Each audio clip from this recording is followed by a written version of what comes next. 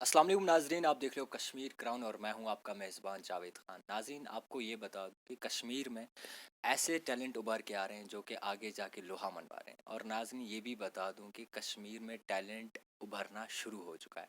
और इसी के साथ आज हमारे साथ हैं ऐसी हस्ती जिन्होंने कश्मीर को कई दफ़ा रिप्रेजेंट किया है और कुछ इतने मेडल लाए हैं जिनकी आप सोच भी नहीं, तवक्को भी नहीं कर सकते। और ये भी बता दूं कि आज हमारे साथ जो शख्सियत बैठी हैं इनका नाम है ज़ारा बिलाल भट्ट, जो कि नवा बाज़ार से ताल्लुक़ रखती हैं। तो आइए मज़ीद इनसे जानते हैं कि इनकी कैसे जर्नी स्टार्ट हुई और क्या क्या अचीव करा है इन्होंने। पहले तो आपका खैर मकदम है कश्मीर क्राउन में। अस्सलाम वालेकुम। Myself Zara. I am from Srinagar downtown. जी। तो मैंने डिस्ट्रिक्ट में मैंने 5 टाइम्स मेडलिस्ट रह चुकी हूँ। स्टेट में 5 टाइम मेडलिस्ट रह चुकी हूँ। नेशनल में मेडलिस्ट रह चुकी हूँ, सिल्वर मेडलिस्ट रह चुकी, काय पार्टिसिपेटेड हूँ। NIS सर्टिफिकेट कोर्स मैंने करा हुआ है और मैंने रिसेंटली मैंने इंटरनेशनल में इंडिया को फर्स्ट लेवल पे रिप्रेजेंट किया है। तो क्वालिफायर हूँ। तो ज़रा आप बताएं कि कैसे आपकी जर्नी स्टार्ट हुई, आखिरकार आपने इतनी चीज़ें अचीव की, इतने मेडलिस्ट आपने अचीव करें और कश्मीर को कई दफ़ा आपने रिप्रेजेंट करा। तो आपकी जर्नी कहाँ से स्टार्ट हुई? मेरी जर्नी मेरे स्कूल से स्टार्ट हुई when I was in 6th standard. तो ये बेसिकली मेरी मम्मा का शौक़ था एंड नेचुरली मेरे में भी आ गया, बचपन से था बट अवेयर नहीं थी स्पोर्ट्स के बारे में। ये मेरी 6th स्टैंडर्ड की बात है, हम लोग अवेयर नहीं थी स्पोर्ट्स के बारे में। ताकि मैं जाती, मैं वहाँ पे कंटिन्यू करती कहीं पे, हमें कुछ भी बेसिकली पता नहीं था। तो हमारे क्या थे, हमारे स्कूल में एक बार एक कोच आए, मोहम्मद इरफान लोन, जी। उनकी एक एकेडमी भी है। तो वो वहाँ आए, उन्होंने उनको थोड़ा सा अवेयर किया। वैसे बेसिकली तब वहाँ पे कैसेट में स्पोर्ट्स नहीं था। तो वहाँ से मेरी जर्नी स्टार्ट हुई है। तो उनसे मैंने कंटिन्यू किया है, उनसे प्राइवेटली मैंने प्रैक्टिस ली है कंटिन्यू। उन्होंने मुझे बहुत हेल्प की, मतलब बूस्टअप किया मुझे, कैसे क्या, मतलब उनकी मैं ट्रेंड स्टूडेंट हूँ। तो आप ये बताएं कि आपने कश्मीर को कहीं दफ़ा रिप्रेजेंट करा और जब आपने पहली दफ़ा रिप्रेजेंट करा कश्मीर को तो कैसा महसूस करा? हाँ जी। जब मैं पहली बार गई, 2015 की बात है। मैंने डिस्ट्रिक्ट खेला। तो मतलब बहुत नर्वस थी, मैं क्या करूँ, कैसे खेलूँ, कैसे रिप्रेजेंट करूँ, मेरा मेडल आएगा क्या, मैं हारूँगी, कुछ भी, मतलब बहुत ज़्यादा हेजिटेशन हो रही थी। मेरे कोच ने मुझे बहुत सपोर्ट किया। तो मेरा डिस्ट्रिक्ट में फर्स्ट टाइम ही गोल्ड मेडल था। तो उसमें मेरी 4 फाइट्स हो गई थी। बहुत ज़्यादा एग्जॉस्टेड थी मैं, वहाँ से डरी हुई भी थी क्या करूँ। तो वहाँ से आके जब मैं आई तो पहला मेरा स्टेट था जिसमें मैं पहली लड़की थी जिसने गोल्ड मेडल आया था कराटे में। तो फिर वहाँ से मेरी जर्नी स्टार्ट हुई। बेसिकली स्टार्टिंग ही मैंने गोल्ड लिया तो आखिर तक फिर माशाल्लाह बहुत ही अच्छी जर्नी रही है। जी सारा जी, आप बताएं कि आजकल कश्मीर के हालात तो आपको पता है, बेसिकली कोई आगे नहीं आता। अगर किसी में कोई टैलेंट होगा वो आगे नहीं आ पाता है। और फैमिली का कैसा सपोर्ट रहा और आपने कैसे शुरुआत की कि आपको आगे जाना चाहिए? मैं आपको बताती हूँ कि यहाँ पे कश्मीर का यूथ जो खासकर मैं लड़कियों की बात करूँगी, वो आगे क्यों नहीं आते हैं। रिसेंटली मैंने इस पे सर्च किया है। इंस्टा, मतलब हर किसी की सोशल लाइफ है, लाइक सो उनका प्लेटफॉर्म है खुद का, उनके अकाउंट्स है, इंस्टाग्राम की बात करते जी। हैं। तो मतलब उन्होंने पोस्ट करे हैं, मतलब कैसे क्या करे हैं। एंड उस पे मैंने रिसेंटली, कल की बात ही है, मैंने देखा कि वहाँ पे बहुत सारे नेगेटिव कमेंट्स है। इंसान फिर हेजिटेट हो जाता है, दूसरी लड़की कहती है देखो इसको क्या कर रहे हैं लोग। जी। Is just because maybe ज़्यादा तो लड़कियों के कमेंट्स है, लड़कों की नहीं है। मुझे लगता है may be just because of jealousy वो लोग कर रहे हैं, या किसी को खुश नहीं आ रहा है वो वहाँ पे मेंशन कर रहे हैं। मैं ऐसे मानी जानी स्पोर्ट्स है जिसकी मैं ये बात कर रही हूँ, मानी जानी है वो यहाँ की। तो उन्होंने लिखा है कि कमेंट्स में उसको कि ये बहुत कुछ गंदे गंदे कमेंट्स में बोलना नहीं चाहूँगी। एंड वो ही एक रीज़न है जिसकी वजह से हम लोग आगे नहीं आते हैं। जस्ट बिकॉज हम कहते हैं उसके साथ गलत हो रहा है, मतलब ऐसे उसको लोग बोल रहे हैं। कोई बर्दाश्त करता है, कोई नहीं कर पाता है। अच्छा ज़ारा जी, आप बताएं कि फैमिली का कैसा सपोर्ट रहा और फैमिली ने कहाँ तक आपको जज्बा दिया कि आप इस फील्ड में आगे जाएं और इनका नाम रोशन करें? हम्म, मेरी फैमिली में पहले मेरे ब्रदर जैसे वहीदुल रहमान पारा sports secretary, x sports secretary रह चुके हैं। उन्होंने मुझे बहुत हेल्प की है स्पोर्ट्स में, लाइक मुझे बूस्ट अप किया, मुझे सिखाया कैसे क्या करना है क्या नहीं करना है। उसके बाद मेरे कज़न ब्रदर थे, जब स्टार्टिंग से उन्होंने मुझे हेल्प किया। उनका नाम सेल है, मैं उनका नाम ज़रूर लेना चाहूँगी। उसमें मेरे दूसरे कज़न भी है राज भैया, जिन्होंने मेरी मॉम को अवेयर किया, मेरी फैमिली को समझाया, एंड उसके बाद मेरे मॉम, डैड, मेरे ब्रदर ने मुझे बहुत ज़्यादा सपोर्ट किया अभी तक।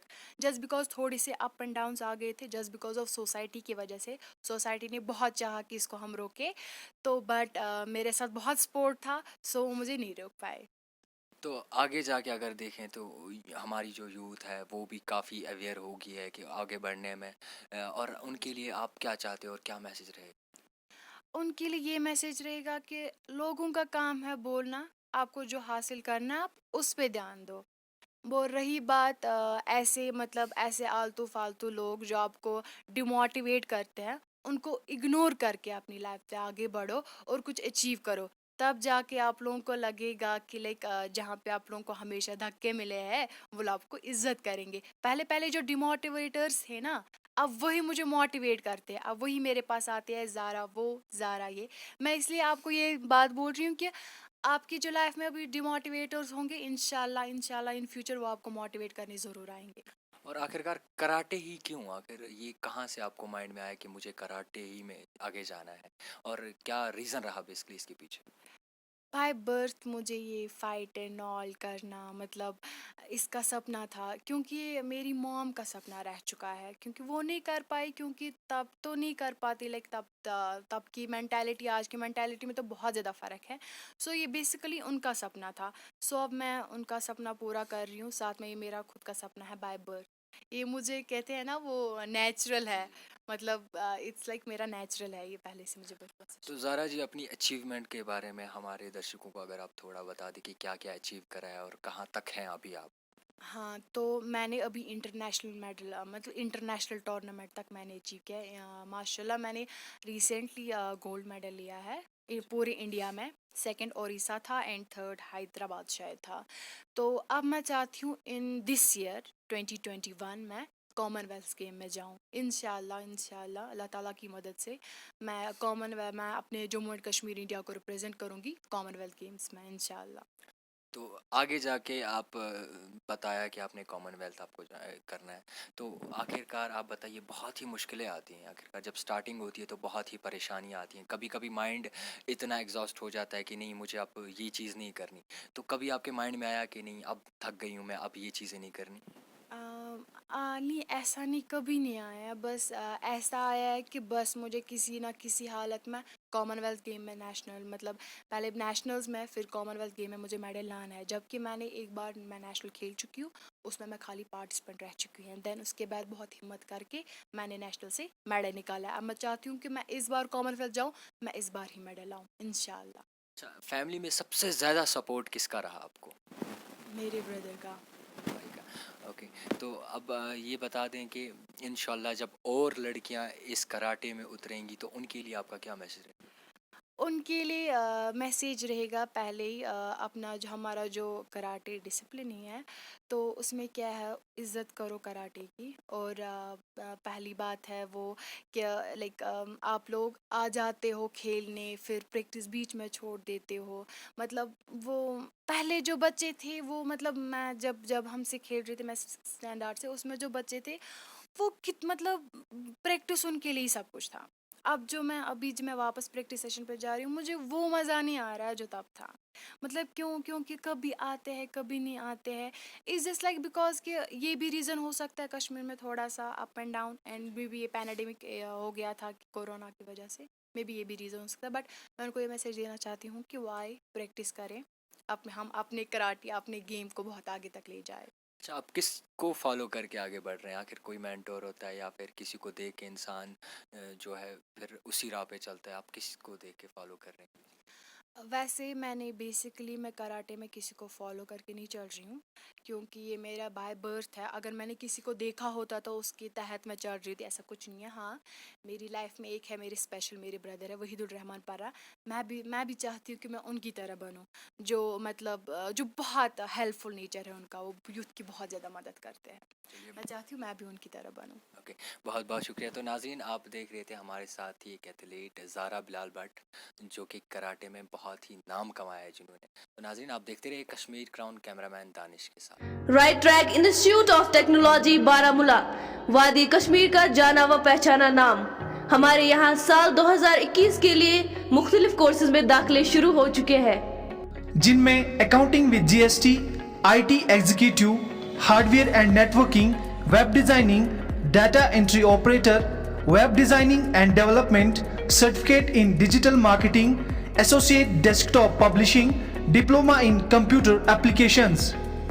इसके अलावा हमारे यहाँ शॉर्ट टर्म कोर्सेज में certificate courses in financial accounting, certificate courses in computer keyboard typing, coaching for BCA and BTech, special coaching in English textual grammar for class 8, 9th, 10th, 11th and 12th।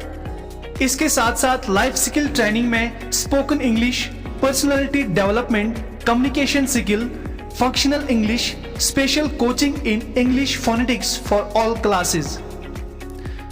हमारा पता है 3rd floor बिन Ali complex opposite मस्जिद Rashad, park road, Baramulla. हमारे phone नंबरात हैं 9797 529737, 0195 2238 101।